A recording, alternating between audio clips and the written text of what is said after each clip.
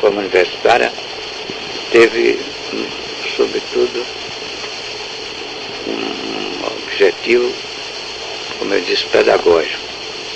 Mas ela, por outro lado, tinha essa tentativa de, como você falou, de, sim, aproveitamento, o nível do ensino. Que basta dizer que nas décadas de 60, com a reforma universitária, adotou-se o critério de que o aluno podia passar a ser aproveitado pelo ensino superior desde que tirasse no vestibular a nota diferenciada de 0. Ele estaria apto. Agora acontece que nesse momento havia a relação de vagas. E essas vagas eram aprovadas pelo Conselho Federal de Educação. E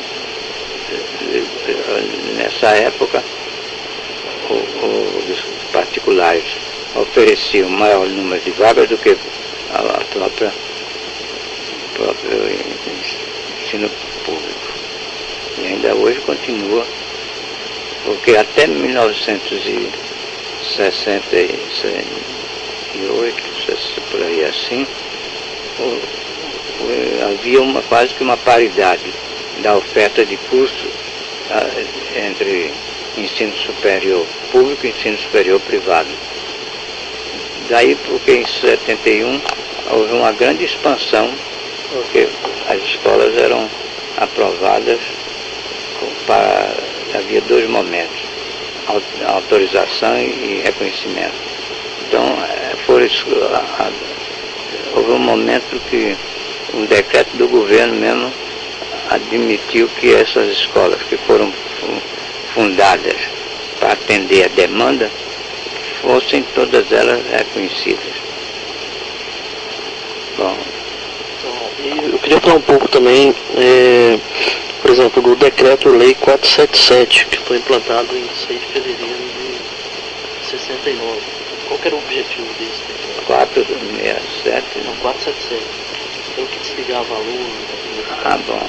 professores. Sim, o 477 era que determinava não somente a expulsão, mas durante esses 5 anos não poderiam fazer o ensino superior. Bom, isso aí foi realmente uma medida drástica para evitar protestos dos estudantes.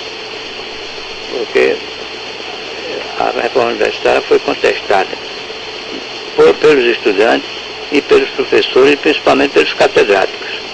Porque foi isso, até então você tinha uma distribuição de cátedras, onde o professor era o senhor absoluto dentro de sua cátedra. Então, isso é antigo, era muito antigo, desde o tempo do Império, ter o professor titular, que era chamado professor catedrático. Isso aí foi eliminado pela reforma. Foi um protesto contra privilégios. Bom, mas para manter os seus privilégios.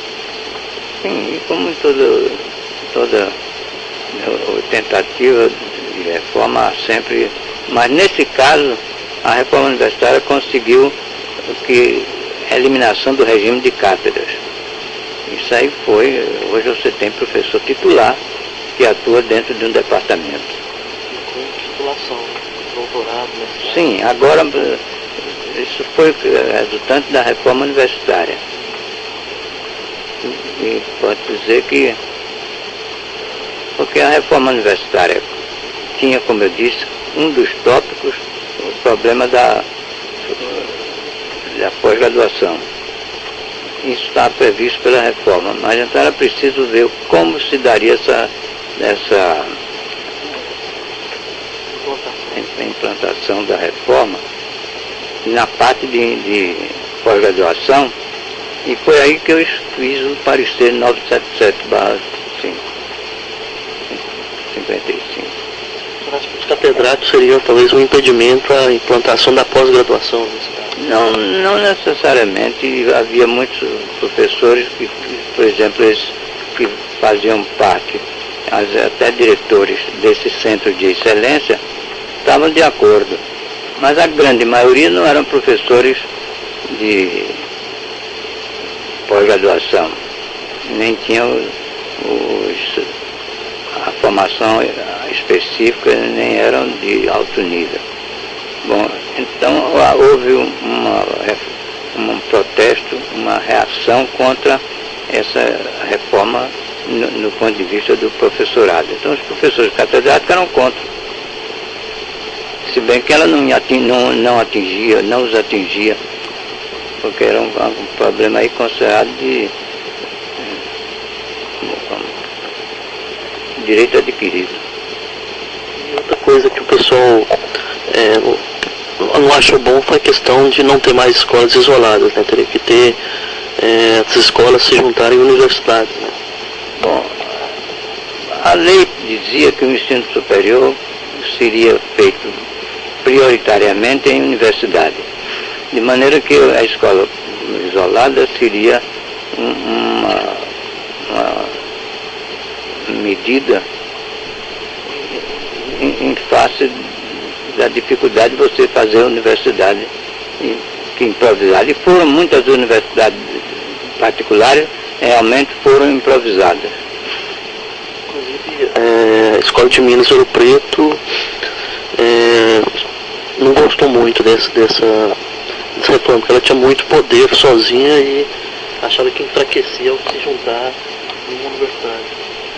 Bom, aí é que está. Não, pelo contrário, houve uma medida que foi a evolução do ensino superior, houve uma tendência a fazer a universidade a torta direito, porque a universidade tinha a autonomia reconhecida pelo Conselho Federal de Educação para criar unidades.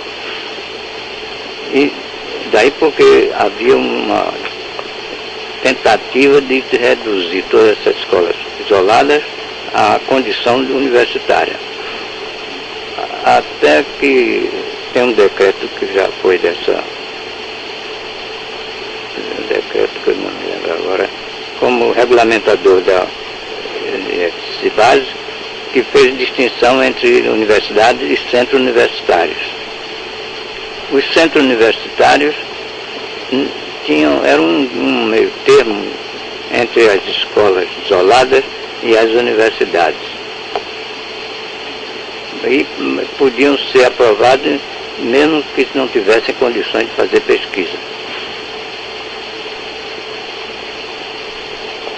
Vou voltar só ao Ouro Preto e o 477. O senhor se lembra que muitas escolas, uma disciplina qualquer dos estando dentro da sala de aula, já queriam aplicar o 477? Eu fui lá à universidade, sua universidade. Pois é, isso que eu queria saber sobre. Exatamente, eu fui lá e disse que não era caso de 477, que era um caso somente de bagunça de estudantes, mas que de maneira nenhuma poderia ser objeto de aplicação do 477. E realmente não houve, mas foi o reitor mesmo que pediu ao ministro que se aplicasse. Então o ministro me pediu para eu ir lá. Eu fui. Eu acho que eu fui num dia e voltei no outro. O senhor conversou com o professor que queria aplicar, que era o professor Joaquim Maia? Não me lembro o nome dele, de professor, não. Apenas eu mostrei que a aplicação do 477 só podia ser pelo ministro. E aqui, naquele caso particular em que eu atuei, não se tratava de maneira nenhuma de protesto político. E outra coisa, na Universidade Federal de Pernambuco, no seu período de pró-reitor, né, acho que de assuntos acadêmicos, estava tendo, vamos dizer, uma questão de apreensão de panfletos, de boletins de estudantes, que naquela época não era permitido, né? Bom, aí era um problema político,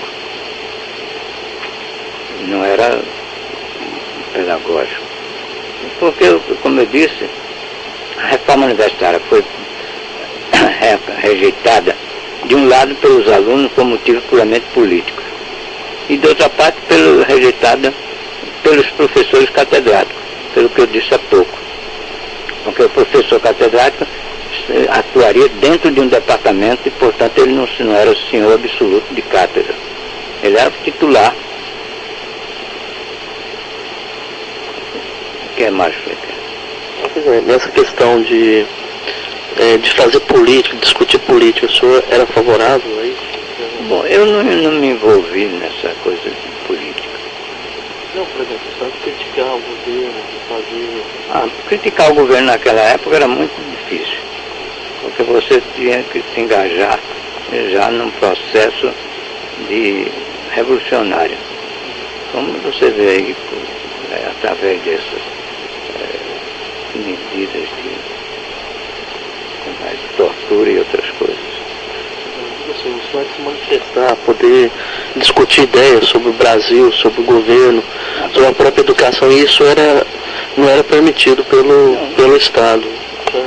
Acho que isso era muito prejudicial, inclusive, para a formação dos jovens. Não, queriam ampliar um pouco mais o seu leque de compreensão da realidade. Bom, eu não participei desses movimentos. Porque eu dizia, se eu participar, eu vou deixar o cargo. Eu não poderia permanecer como diretor de ensino superior, porque ou então eu simplesmente... E aí houve a ocasião disso, mas não se aplicou o 477, porque eu fui lá e vi. Isso em 73. Sim. Não, mas houve esse caso específico que já não era 70 não, era 70 e por aí assim, 71. Sei que foi início da década de 70. O senhor era favorável a essa não permissão de realização de assembleias, de distribuição de boletins, de jornais? Bom, como eu digo, esse problema político do qual não participei. Eu estava interessado apenas no problema pedagógico, no problema universitário. O que eu falo assim, o pessoal geralmente encaminhava para o senhor as apreensões, foi encontrado no banheiro, os boletins. Eu nunca desci esse ponto. Eu tinha mais que fazer do que estar fazendo, vigiando o estudante. O que eu falo assim, tinha que levar o senhor que era o pessoal ligado ao corpo docente, né? Tinha que prestar conta do senhor. Não. Eu posso só constatar aqui o professor Sucupira, lógico que a reforma universitária, pelas pessoas que compuseram o grupo de trabalho, eram pessoas engajadas na pedagogia, na educação, eram pessoas que tinham preparação e formação para dar conta daquilo. Porém, a reforma universitária às vezes era incompreendida dos dois lados, quem era contra e quem era a favor do governo.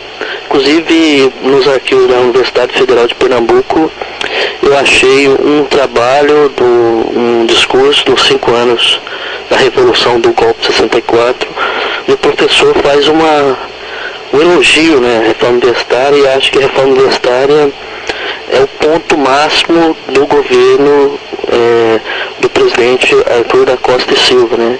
E que faz todo um apanhado de que o governo daquele período está resolvendo a educação, está transformando o país, sabe? Faz tipo um autoelogio que a gente sabe que não estava assim, tinha muita coisa a ser feita ainda.